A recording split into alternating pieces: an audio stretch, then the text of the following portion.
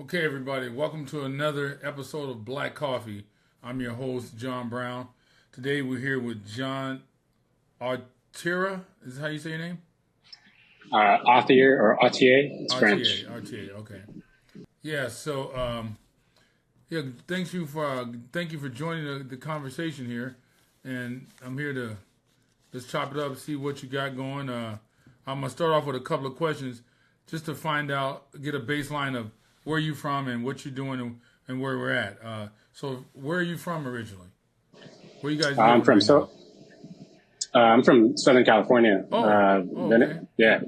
Venice, Culver City. That's where I was raised. Right nice. now, Okay. right now I'm living in Long Beach. Okay, so you're on the West Coast. Cool.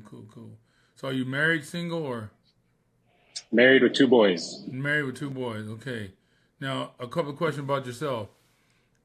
Did you grow up in a two-parent household or one?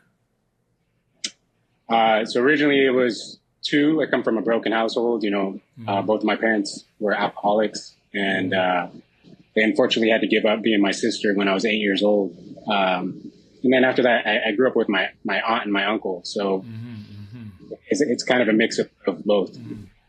Because that has, in my opinion, that sometimes gives me an insight on who you are, and when you start asking me questions, I'll know a little bit more about where you coming from. Now, what ethnicity are you? Half French? Chinese and half Chinese, half mix of European, French, Italian, Irish. And your wife? She's Mexican. Okay. So, are you guys like in upper middle class? Where you at? I would say probably right in the middle. Okay. Right? Yeah, middle class. Like we're fortunate enough to own a house, and Oh, nice. we got decent paying jobs, but So it's how still old tough. are your boys? So I have a 4-year-old and a 3-year-old. Oh, perfect. 4, 4, and 3. Perfect. Great age. I mean, some people may think that it's too early to start this process. It's earlier the better, because you have way more control over your situation if you start early. If you don't start early, it becomes very difficult. That's when you have questions like, hey, Mr. Brown, what do you do when your kid doesn't listen? You're not going to run into that problem if you follow my instructions and you do things right. You ain't going to have that. So what sports are you leaning towards, or what would you like for them to do? I grew up playing baseball, and I played football in high school. Those are my two favorite sports. So either one of those, my older son, he picked up soccer really well at like 1 year old, but I think most kids do. Yeah, cool. But yeah, I mean, I love football and baseball. Like those are my two. I mean, I like baseball. I like any sport where you can get paid. You know what I mean? So Exactly. Yeah. How tall are you? I'm 6 foot. Oh, good. And your wife? My wife is 5'4". Okay. So if they do, you never know, but if they do football based on you and your wife, you're talking slot, receiver, cornerback, or something like that.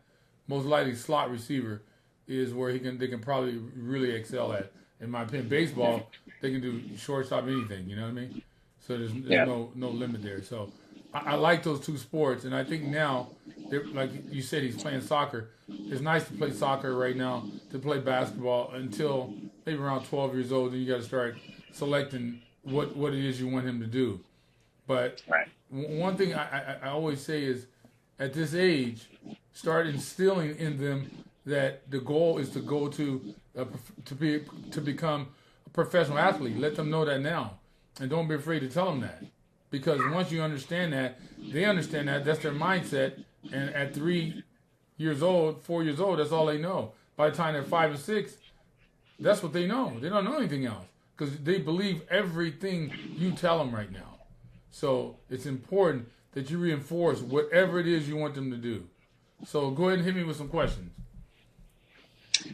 I guess my first is, with your boys, did you did you naturally push them towards football, or was that something they naturally gravitated towards? I pushed them. If I would have pushed them, so we played basketball, soccer, and had I pushed them in soccer, they would have enjoyed soccer. If I pushed them in basketball, they would enjoy that. So whatever you push them in, they're going to end up enjoying. Does that make sense? Yeah. So I never gave them an opportunity to choose or something like that. I figure, look, I'm the dad. I'm older than them. I've been around. I want to make sure that I push them in a direction to where if they become champions, there's a reward at the end. So, okay. Yeah. At any point, did they tell you that they wanted to quit? Did you have to, make them stick to it? No. Like my middle son, Osiris, he never really enjoyed football. And I would ask him when he was, let's say, 12 years old, I said, if I gave you the option to quit, would you quit? He'd go, I'll take the uniform off right now. I'll quit right now. I don't want to play this. He always said that. So I said to him, look, you're going to play until 11th grade. 11th grade, if you decide to stop playing, then that's okay, you can stop. But until then, you're playing up until the 11th grade. But he was smart, and he realized, you know what? Man, I can go to Stanford. He always wanted to go to Stanford. If I keep playing and they offer me a scholarship, this can propel me to go to Stanford. So I'm not going to quit right now. So he continued. And had he not hurt his foot, he's a smart guy. He would say, look, even though I may not want to play, I'll play just to get the money, if I can get to the NFL to use the money to inject some cash into my future. So, if you have a child who doesn't want to do it, you still have to make them do it. Gotcha. You can't say, okay, you don't have to. That's like them saying, Dad, I don't want to go to school anymore. And you go, oh, okay, you don't have to. That's not going to happen, right? Yeah. So you're going to go to school. Yeah. So same thing with sports. Okay. Yeah, my wife and I both agree that playing a sport is kind of a non-negotiable. I'm just trying to, prepare myself for if those times come. You know what I mean? So it's not going to come if you follow my instructions. Don't worry about it. It's not going to happen. Gotcha. Are you worried about them? Let me ask you a question. Are you ever worried about them saying, man, I'm really worried when that day comes, they're going to say, Dad, I don't want to go to school anymore. You never worried about that, right? Right. Same thing. Don't worry about it. Yeah. If you tell them, look, when they understand in your household, there's no negotiation, this is it, they'll follow, get in line, they'll follow. You'll never have a problem, trust me. Gotcha. What about like finding balance, as for kids growing up, because I'm sure you guys were, practicing, as often as you could, like every day, every weekend. Mm-hmm. Were you ever worried about like not giving them like a normal childhood, or were you really good with finding balance in that? I was good at finding balance. So here's what I did. I wore two hats. One hat was dad and one hat was coach. And let's say they came home, let's say they were your kids' age. Say they're 3 and 4. Well, actually, at my house, you don't start working out until 5 years old, right? But at 5 years old, you start doing push-ups, pull-ups, and stuff like that. So they would come home from school, do their homework. Then they would get in the garage with me, and we'd do our little workout, which lasted about 30 minutes or so. We moved real fast. And then after that, unless they're playing soccer or basketball and they had practice that evening, we would go to the gym, shoot around an hour before. But after they worked out with me those 30 minutes, I took that hat off. I put dad hat on. I became dad. You got to make sure there's a distinction between coach and dad. Very important. That's how you keep that balance. And okay. I'm gonna use the word fun. I don't like that word because it's kind of soft. But when I was in the garage with them when they were young, we weren't really. It wasn't like let's go. You got to do 20 more. It wasn't like that. It was like just casual talking to them about, okay, how many did you do? I did 5. Okay, that's not bad. See if you can do 6 next time. Stuff like that. So it's very light-handed. It wasn't real dogmatic or, do it or else. It was never like that. Never, ever like that. Even when they got older, I never had to talk to them like that. So we go in the garage, do our little workout for 30 minutes, and we'll just talk like normal people. And when it was over, okay, let's clean up. Okay, go ahead and go outside and do whatever you want to do. Okay, nice. Yeah, I mean, I'm lucky enough. So I'm a personal trainer, and I do bodybuilding as well. Mm-hmm. My son actually went to my last competition, so he's all he calls them muscle men. He's already doing his push-ups. He has like 2-pound dumbbells, and he's showing me everything he can do. They love it, right? They love it. Yeah. And yeah, I mean, it makes me proud, and I can't wait for the days when I can finally start working out with them. And you said around 5 years old. Is a good age? It's a good age. Yeah. I mean, nice. Okay. I'm not opposed to 4 years old, to be honest with you. It's a question of training them. You're not training them physically, you're also training them mentally.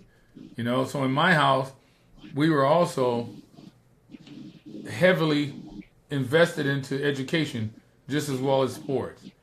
So it wasn't just sports, it was both. So the way I pushed them in working out, playing basketball, soccer, whatever it was, we were doing, my wife was doing the same thing with the education. She got to push them in education. Because, look, in my opinion, if a kid can remember his phone number or a phone number, then that kid also can get A's. His A's is just having the answers to the test. Yeah. So at an early age, when they did their homework, I would make them do the homework on the kitchen table. And so we can see. Not in your room, no. Everybody on the kitchen table. Let's see. Let's go. And I should tell them, hey, always show me A pluses. I don't care about an A. A is anybody can make an A. Show me A plus. So you got to make sure you push school as well as sports. Gotcha. Let's see other questions. Kind of off topic from the family stuff, but what was your bulking approach? When you were competing. Oh, personally, I try to use at least 2 to 3 pounds of red meat a day. Ate a lot of calories because you need a lot of calories to gain weight. Now, like I told people before, I'm answering this question based on how to do it naturally, not with athletic enhancement drugs or something. I'm talking about how do you do it naturally. So that's when I'm talking about it. So I would eat a lot of red meat, and I would eat everything, but a lot of calories. I didn't cut back on, like, if I want to have ice cream or something like that, I did. If I want to have chips, I ate everything, but the main source was red meat, and I would drink protein shakes during the day, 3 times a day, morning, noon, and evening. Because it's hard to eat as many calories as you would need in order to gain weight. It's almost impossible. You got to have some supplements.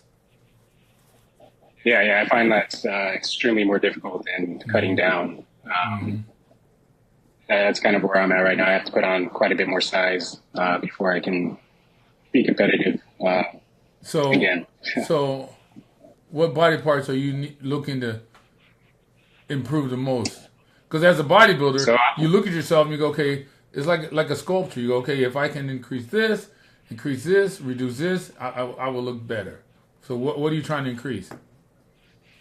Well, I have white man genetics. So my chest is like, it's my chest. I definitely have to bring my chest up. Okay, so give me a bench press routine. So I kind of do a mix. I'm a guess. Something real quick. You training your chest 1 or 2 times a week, I guarantee it. Actually, after this off season, I do it 3 times a week now. What were you doing before? Before it was once or twice. Yeah. That's okay. So give me your routine. Chest. So I would either start off with a Smith machine press, bench press, or incline dumbbell press. So wait. So Smith machine, how many sets? How many reps? About three working sets. So not counting warm ups. Okay. Usually I try to go heavy as my first exercise of the day, so about 6 to 8 reps. Okay. And after that? From there, I usually either move to like one of the plate loaded chest presses or a like seated cable press. What is plate loaded? What is that? Those machines where you actually put the plates on. So it's not like the pin. It's not with the pin. Okay. It's one where you actually. Okay, so let's stop here. The workout, I don't know where you got that from, but you're not growing because of what you're doing. It's not gonna work. You got to get rid of those machines. If you want to get big muscles, anybody out there that want to gain muscle size, muscle strength, you have to. When I trained, it didn't matter if it was chest, shoulders, arms, legs, or back. 90% of the workouts was free weights. 10% to 15% was machines, but mostly free weights. So if I were you, I would suggest this. Do chest, Monday. What do you work with chest? So right now since I'm doing 3 days a week, I'll do just straight chest day one day, do chest and shoulders another day, and chest and triceps another day. Okay, so that means you're doing your triceps once a week? Twice a week. Okay, so you got to go away from that twice. You got to go 3 everything. So I would do bench press, warm-up set. I don't care if it's 2, 3, I don't know how many, but those are never counted. So once you're warm, I would superset bench press with the free weights and incline press with the free weights. Once you're warm, 5 sets apiece. So when you go down, boom, boom, boom, boom, boom, boom, boom, bench, you walk over to the incline machine. Once you get there, once you arrive, is your set. It's not like wait around, no. So you better walk slow. So when you arrive, it's your set. Boom, boom, boom, boom, boom, boom. So I would do when my sets really start, I keep it between 5 and 7 reps or heavy weight. Back and forth. Boom, boom, boom, boom. Now, once you superset, so once you do bench press, you walk over to your incline press, right? Then I would pause for 45 seconds, something like that, or a minute, and then I would go on to my next set, back to bench press again. After you finish bench press, walk over to incline press, do it again. Do that back and forth for 5 sets. Free weights. Then there's options, but I like dumbbell. You can do dumbbell bench press, superset it with dumbbell flies. But again, back and forth, superset, boom, boom, back and forth. You got to superset those things. 5 sets apiece. So that's 20 sets on your chest. 20 sets. It should take you no longer than, if the weights are open, if it's no one there holding you up, maybe I can do chest workout 20 minutes. I can get my chest in, but I'm moving. Now you got to do that. Yeah. You choose the days, but it could be Monday, Wednesday, and Friday, or Tuesday, Thursday, and Saturday. It's up to you. But I would always do chest, shoulders, and arms together. And every body part, 20 sets, sometimes 30 sets. 3 days a week. So think about the volume. And you got to eat like crazy. Your chest will grow. It'll grow fast. But as long as you're doing those machines, it's going to take a long time to grow. If you ever, you should Google, I don't know if they still do it, but back in the day, and it should be somewhere online, look at the prisons, the yard, where they lift weights at in the yard. Look at the weight pile. So if you Google, I don't know, San Quentin or weight stack, weight room, weight area, and see if there's any machines out there. Ain't no machines. There's no machines. Everybody picking up free weights. So you got to pick up free weights in order to get that size that you need. And for sure, your chest will grow. It will grow fast. Any body part will grow fast if you're doing that. All right, I'm gonna try that out for sure. Were you done competing by the time you had kids, or were you still competing? I was done. That's a good question. Yeah. Because it's difficult to do that. It's difficult because I that's why, and I was never, I thought it would be unfair to any female to get real serious with them while I was competing, because I was selfish and I had to be selfish. I had to think about myself. So I was never really commit to anybody because I felt it was unfair. So I'm like, look, you know what? I'm committed to this bodybuilding thing, and that's all that matters to me. Nothing else. Nothing matters to me. So it's a little more difficult when you're a family man and you have 2 kids. It's a little different, you know what I mean? So, I mean, I knew that be prior to, so I never got involved in that. But what would I do had I been in your situation is the question now. Are you able to get to the gym 6 days a week? Yeah. I mean, I work at the gym, so I have to squeeze my workout in. So you can squeeze it in. Okay. Well, as long as you can squeeze it in, it's fine, But once I had my kids, to be honest with you, my life no longer belonged to me. At that point, my life belonged to my kids and my family. My life was never mine again, ever. So that's just how I looked at it. So whatever I did was strictly for my family. Everything I did, every sacrifice I made. And that's all I lived for. And if I die, I would die of a glorious death. Right.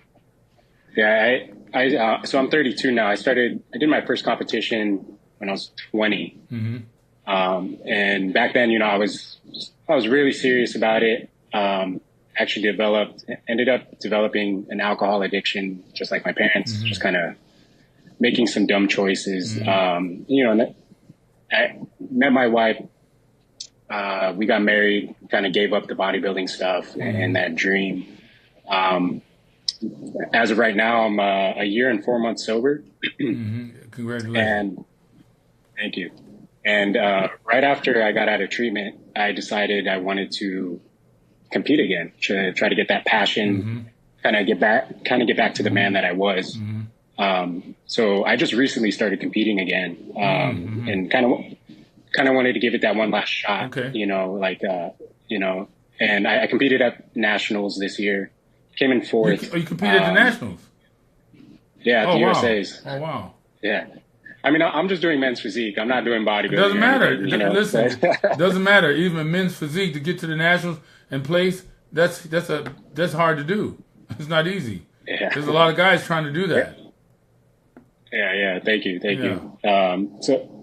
I decided to give it one last shot at the pro card, and I came so close. Now I'm thinking about doing it again for next year. Giving it another shot. Why not? But this last prep was hard. Especially with the kids. It's difficult. I mean, look, your boys are 4 and 3. This is it for you right now. If you're gonna do it, you gotta commit to it now, because by the time next year comes around, your life belongs to them. So let me ask you a question about this addiction thing. So you've been clean. What did you go to a facility to get clean? How did it work? Yeah. So did you go more than once? No. So I did go to a facility in Beverly Hills. It was very expensive, but it worked. Before that, I refused to go to rehab or do anything, because this has been, it's been an issue for a couple of years. And in my mind, going to rehab was becoming my father, because my father was in and out of rehab, my whole childhood. So I refused it for so long. And I almost had a year sober before I relapsed, and I relapsed pretty hard. And I finally talked to my wife, and we both agreed that it was time for me to get professional help. Ever since then, Now, let me go back, because I'm getting to a point, but I'm trying to set this point up. So when you're competing, and you in the 4th place in the nationals men's physique, right? Yeah. So you had to be on a strict diet. Yeah. Right? How many months were you on that diet? Oh man, that was a 20-week prep. 20 weeks. So 5 months. So did you cheat often? The first half, I allowed myself a couple of cheat meals, bites of, but that was part of your, but that was part of your program, I think, right? Yeah. Okay, so I know how bodybuilding is, man. You cannot bodybuild. I don't care if it's men's physique. You can't do it unless you're super disciplined. You can't do it because guess what, John? There ain't no coach. If you don't come to the gym and you don't work out that day, no one's gonna call your house and go, "Hey, this is Coach. Where you at? Where you been? You haven't come to practice." No one's calling you. No one gives a crap if you don't show up. It's up to you. So in order for you to do bodybuilding, man, you got to be disciplined. So I'm thinking to myself, I don't think you realize how disciplined you are. Now, I ain't never drank or did anything like that, but shit, I know me. I can cut anything in my life because I was a bodybuilder. If I tell you tomorrow I'm not eating, I don't know, chips or steak or whatever it is, I'm not doing it, I can do it like that and stop it. And when I say I'm stopping it, it's done. It's done. Without no hassles, no strenuous, like freaking out, oh God. No, if I say no, that's it. As a bodybuilder, you're a bodybuilder, so you should be able to say, you know what, I ain't doing this, and that's just it. Yeah. That makes sense? Shit, you're not your father. Shit. You. So, and you're a bodybuilder. So, man, all you got to do is reach in and dig deep into that box of weaponry you had as a bodybuilder. To be so disciplined to eat this, only that, don't eat that, to do so much cardio. Man, that's very difficult. Most people cannot do that. So if you can do that, man, I wouldn't even trip off that alcohol stuff. That ain't nothing but a little thing. The funny thing is, my first real attempt at being sober, I had that exact same talk with myself every day. Like I had to keep reminding myself of what I was, capable of, with my discipline. Yeah. And like I said, it got me almost a year. And I don't know if it may just be an addiction thing. Like, I let my guard down and got too comfortable. And there's this little voice in my head, like saying, one drink won't hurt. The world's not going to end if you have one drink. And I gave in. I had that one drink and nothing happened. Nothing bad happened. Okay, let's stop. So let's say you don't want to eat salt anymore. Okay, let's say you're a guy who had hypertension and you say, I'm cutting salt out. All of a sudden overnight. And you're at a dinner and you got a steak in front of you and you're thinking, man, I know I have hypertension, but I want to put some salt on the steak. All you got to think about is your sons. If you think about your sons, if I put salt on the steak, I may die. So guess what? My sons need me. My life is no longer mine. Your life is not yours anymore. So that's a simple decision to me. That's easy. So for y'all out there got the addiction problem, shit, that ain't nothing but a chicken wing. All you got to do is say, look, I ain't doing that no more. I ain't doing that. My life belongs to my family, and this is what I'm doing. I ain't worried about nothing. That little man that's talking to me, he can talk all he wants. I got another little man that's 3 years old and 4 years old talking to me. So, like I said, my life didn't belong to me no more. I don't care about my life. I really don't. All I care about is my sons. Even today, all I care about is my sons. And that's what you got to do. And at this point in my life, like, that's 100% where I'm at. Good. Talking about, like, again, my first hard relapse. Yes. I think my issue was I was overconfident in, like, I underestimated the power of it.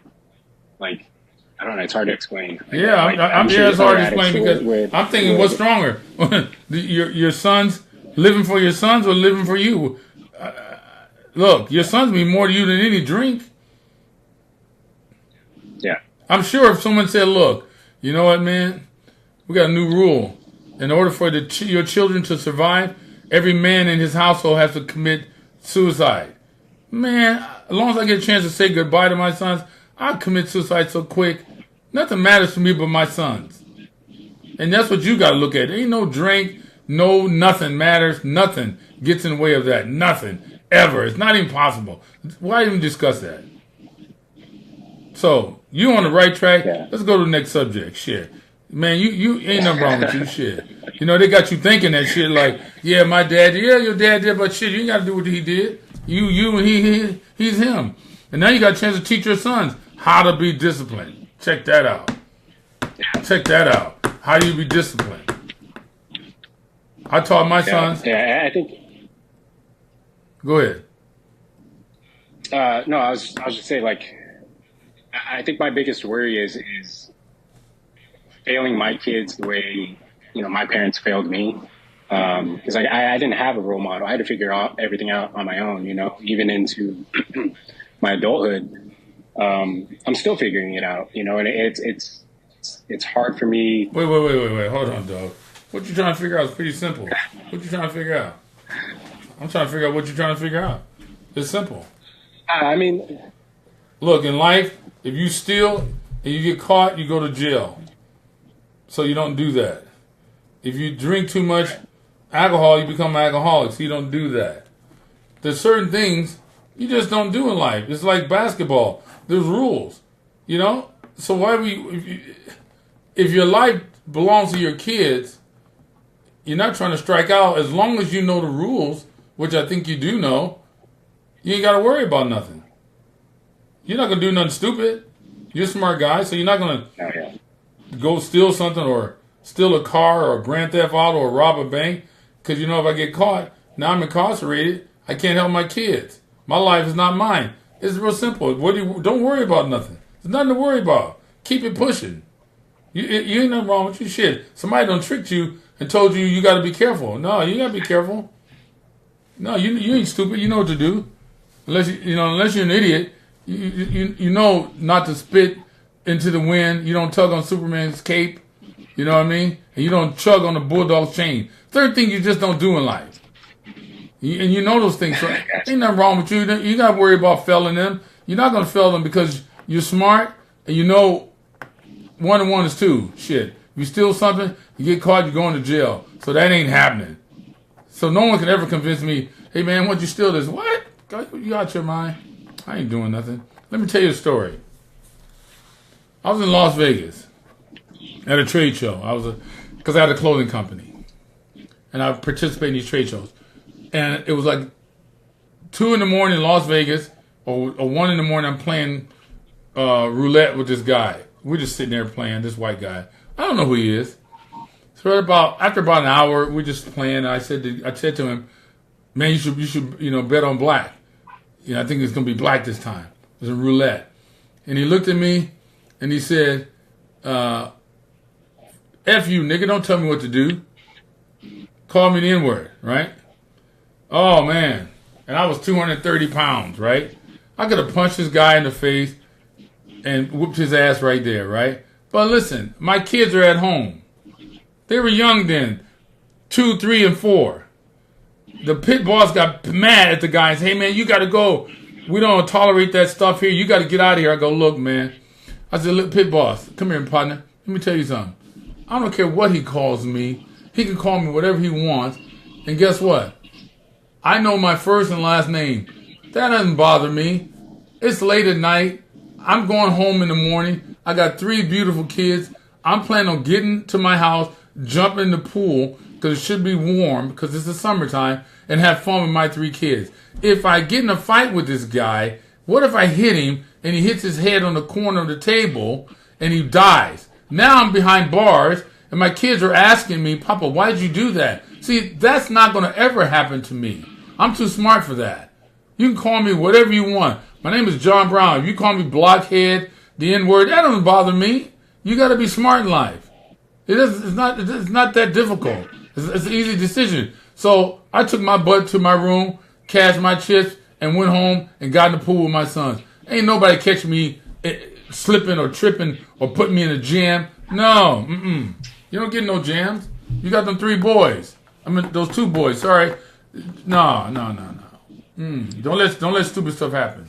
No, you control your life. Yeah, I guess I'm probably just overthinking. Oh shit, you're overthinking. You don't steal cars, do you? So if I tell you, come on, man, let's go and steal some cars, you gonna do that? How about I say let's go sell some drugs? You gonna do that? Let's go fight some guys. Come on, man, it's real simple. Don't worry about it now. You good, shit. You good. You gotta worry. You overthinking. You overcooking this thing. It's pretty simple. Your life is not yours anymore. It's them boys. Your life belongs to them, not you. And you got to do the right thing to be there because they need you. And you're going to build some superheroes. Your 2 boys are going to be superheroes. Yes, sir. I'm not talking about athletically, also academically. You building some superheroes. That's what we doing. I'm talking to people right now. Anybody out there listening to me, I'm teaching you guys how to build superheroes. Shit. Your boys why not your boys? They ain't no different than my sons. And everyone think, oh, my sons are so athletic. No, they're not that athletic. We just did the work, And they got A's in school, A pluses. That's because we gave them the answers to the test. That's all that was. They're not that damn smart, We gave them the answers to the test. So with your sons, if the teacher ain't helping them, get some outside help. Give them the answer to the test. They'll get A's on everything. They'll be brilliant. Nothing will ever faze them. It's up to you. Next question. Let's go. You got me fired up here. I love this. Yeah, I mean, I think, obviously, I want my kids to be, obviously, successful at whatever they choose to do. Oh, no. Not what they choose to do. What you choose them to do. Don't let them choose. Be careful with that. Man. Yeah, you're right. Okay. You're right. Just hearing you say it,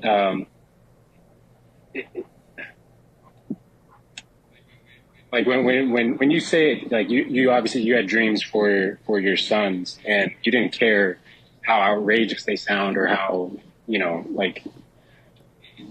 it's hard because how do I say this?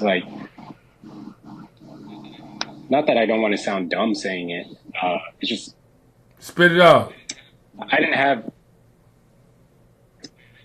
I do have dreams for my sons. I would love for them to play professional sports. I think I just have to fully own it and say it and believe it, the way you did with your sons. Because what I've noticed with a lot of people is, whatever dreams they had when they're younger, they get rid of them. They lose them. They give up. They settle at, whatever it is that they do. So a lot of people are, including myself, not comfortable, setting these big. Yeah, I understand. These big dreams. You know what I'm saying? So I'm gonna take a note from your book, or and own it and speak it and tell my sons and have them. Listen, John. It's very simple. Everybody listen. It's very simple. It's not difficult. Of course, you, John, should be feeling the way you feel right now. That's normal. Had you had won the Mr. Universe twice like I did, you may be thinking a little different. I understand that, and that's why I got this podcast, right? Because parents like you, it's like, man, I ain't never did nothing like that. I ain't never seen nothing like that. Is that possible? Why is that possible? Who are my kids? Are they that special?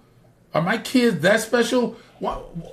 Who am I to believe that my kids can achieve something like that? It sounds crazy, but I'm telling you, it's not crazy. It's not crazy. I hate giving the same examples, but shit, sometimes I got to give the same example. It's like the guy in the circus. He tells his wife to stand against the wall like this, and the joker throw knives and outline her body. How many knives did he throw without her standing there before he said, "Okay, honey, let's go live. Stand there. I'm going to throw these knives. I'm not going to hit you with a knife. I think I can do it." Now, my point is, John, do you think that guy was born to do that, or did he train to do that? No one's born to throw knives like that. Okay, so that goes to show you that fool just put in a lot of work and was throwing knives. So I'm saying to you, don't throw knives because that's stupid, right? You end up in a circus. I don't want you in a circus. right? Pick the right thing. But it's the same discipline, the same work, the same volume of work in your kids. It's not a question of, can they do it? Yes, they can do it. If that fool can throw knives, your kid can do something. So let's say worst case scenario. They get a scholarship. They go to some big universities. They graduate, top in their class. They can do anything. They're going to be all right. That makes sense? And it's okay. Yeah, I mean, your kid's got 2 legs and 2 arms, right? Okay, that's all you need, really, in this country is 2 legs and 2 arms. And then the rest is about the work. Now, the guy who threw the knives, if he had no arms, then he had to pick something else because you can't throw knives without arms. But if he got 2 arms and 2 legs, then he should be able to throw knives. Your son should be able to do whatever you tell him to do. It's so easy. It's not difficult. It's easy. Trust me, man. I know for you as a father who's probably had never done anything like you, like, man, can that really happen? I understand that. But just trust me. They got to pick someone by the time your sons are of age and it's time to select the next crop of kids.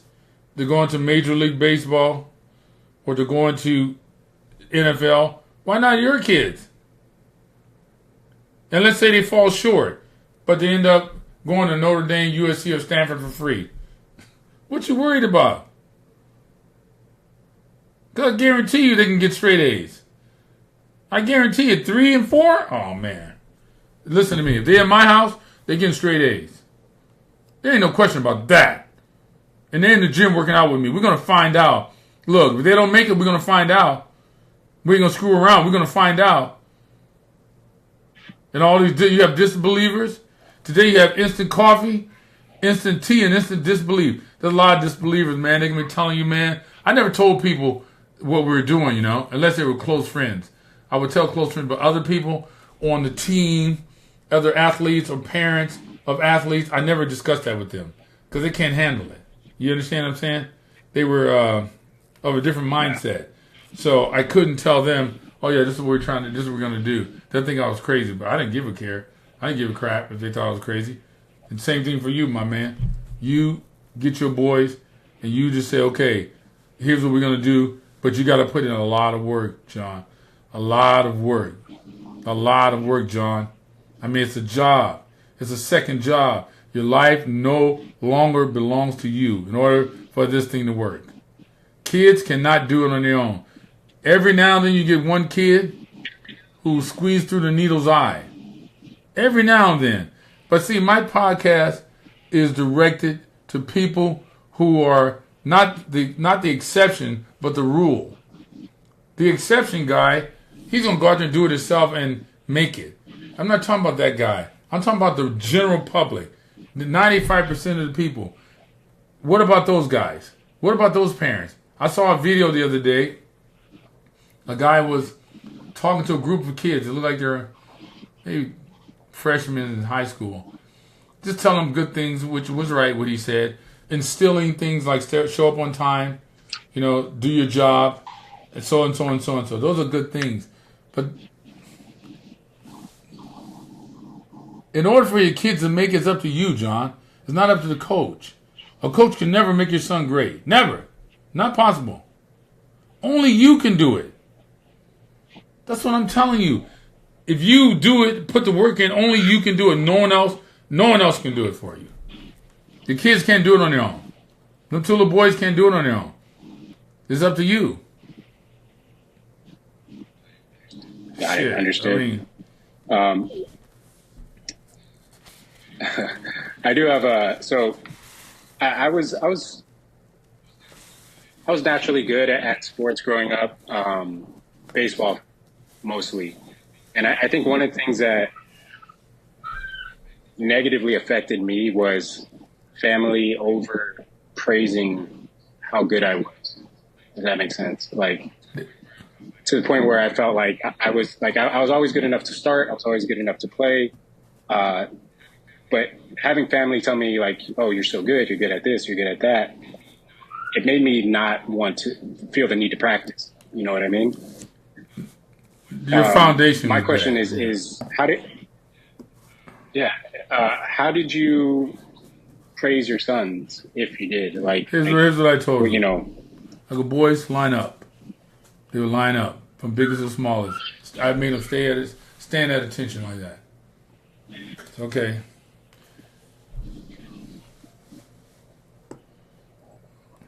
I hate to be long-winded, but I got to tell a story. As a bodybuilder, you probably know this. Weeks out before the contest, you're in the gym. All your guys that you work out with, your friends in the gym are looking at you. You take your shirt off. You have 4 weeks out. How do I look? Everybody say you look good. Everybody. You look good, you look good. But most people are bullshitting. So I would go to one guy named Dan Block. Because Dan Block would tell me the truth.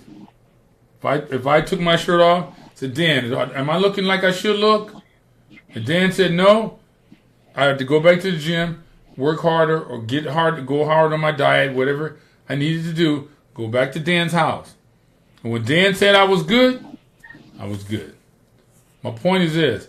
I told my kids that story. And you should tell your kids that story. And say, I'm your Dan Block. If I tell you you ain't shit, you ain't shit. I don't care about the 5 stars, 4 stars, what them fools writing about you. I don't care about none of that. Your kids need one person in their lives to tell them the truth. And that's you. You can never lie to them. As long as you commit to that, you don't have to worry about that. Just make sure you say that to them. We went to a new high school, modern day.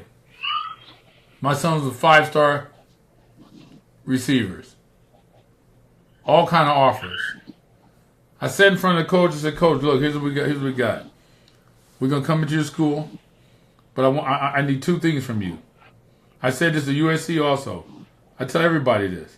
I want 2 things. 1, put them on junior varsity. Now, my kids were 5-star badass dudes. I don't want them on varsity. We're going to a new school. You don't know my kids. My kids don't know you. I don't give a shit about them stars. I don't care about none of that crap. Put them jokers on junior varsity. But if they earn it, put them on varsity. If they earn it. If they deserve it. If they work hard. They were sitting right in front of the coach when I told them that. They were sitting in the 2 chairs. Coach and I was standing right next to the coach. That's what I want from you. Because if you put them on varsity, you're hurting them. You're not helping them. Because somewhere in life, they got to learn to fight. They got to learn to fight. So you got to make sure you tell coaches to put your sons down at the bottom. It's the best thing. Put them at the bottom. Make them fight. That's a way. It's another way of being real with them because they believe in you as their father. 4 and 3 years old, you start this journey. They know you're not going to lie to them. They understand what you're saying to them. Your kids going to understand the program. The program is this, son. We're trying to become professional athletes. And you can't become professional athletes by somebody blowing smoke up your butt. If you ain't shit, I'm going to tell you. And you got to know you ain't. But when I tell you you're good, you know you're good. That's what you have to do. Gotcha. Yeah, I think that's probably the most useful nugget I've gotten out of here so far. Yeah, I think that's a good one. Just believe in them. I know it's difficult. It's because it's like, wow. Like I won the Mr. Universe, and I remember standing backstage, and they're getting ready to announce my name, and I knew I had won because someone had told me, and I go, okay, John, you got to act like you're happy, when they call your name. So I was in London, and they said, Mr. Universe, first place, John Brown. So I had to fake like I was happy because I wasn't happy. Why? Because I trained to win. I mean, why would you train to lose? That's kind of weird to me. So if you train to win and you win, why are you surprised? That makes sense? So your kids, No, absolutely. you have to train them, and when they become whoever you want them to become, it's not a big deal to them or you. It's because you train for it. You train for it, but man, I'm worried about you know what I'm worried about? The parents who listen to me, they don't know what the workload looked like because they never did it. I need a parent to come on with their kids and give me their kids' training regimen, sleeping regimen, food regimen. I need to hear all this stuff so I can discuss this and challenge what are they doing to make sure they understand the volume of work. Steph Curry, I don't know if it's true to say he takes 500 or 1,000 shots every day. If you're taking 1,000 shots every day, hell, you're going to be the best three-point shooter at some point.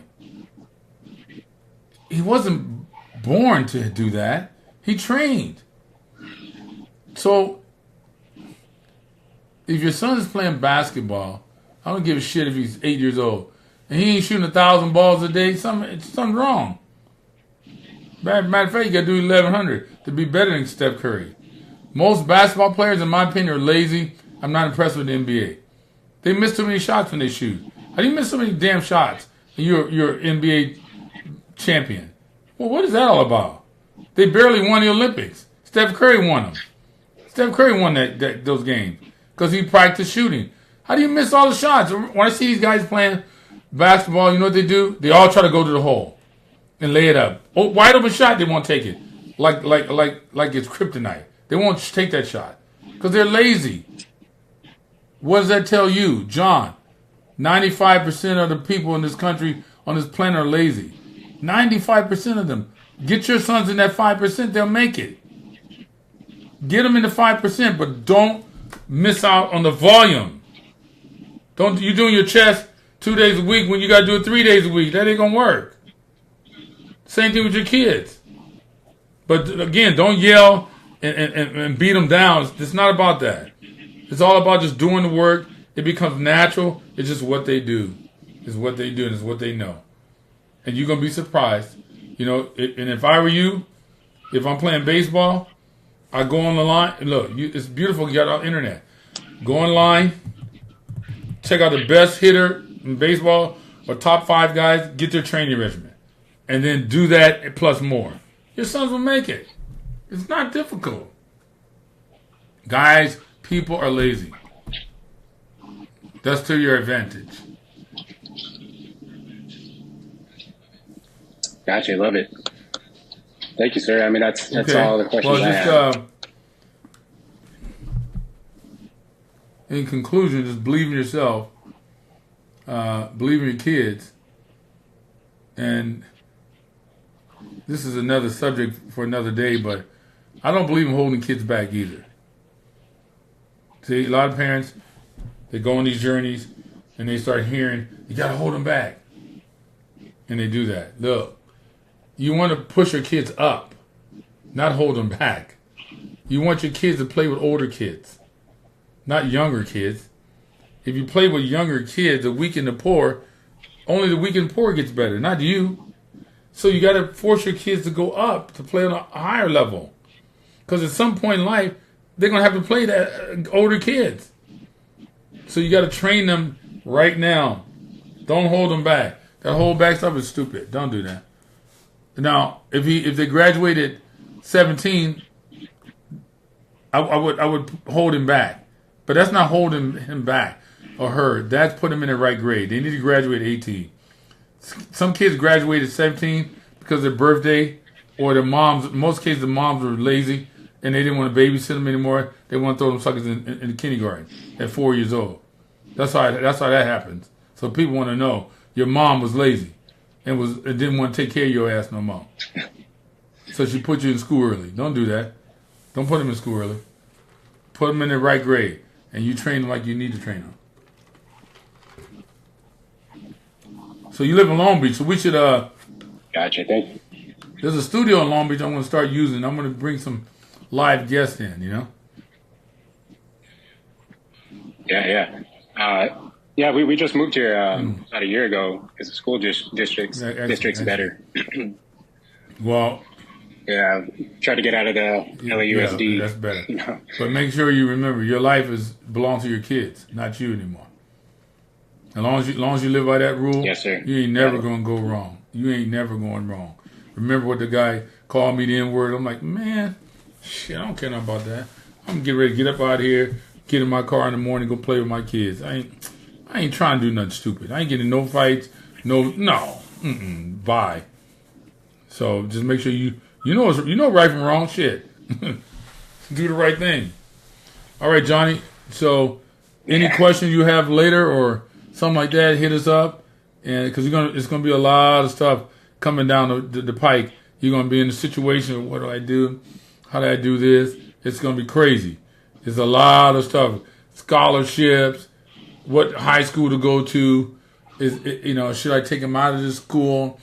I think the coach is really against my kids. And as long as you're real, you know when they're against your kids, And if they're against your kids, get them out of there. Don't play with them coaches. Gotcha. Well, I appreciate it all, sir. Like I said, I didn't have any mentor or anything growing up. So, what you're doing is, and I'm not just the only one, obviously, it's a huge service to us. No problem, my brother. So thank you. All right. Well, have a good one, and we'll hit you next time.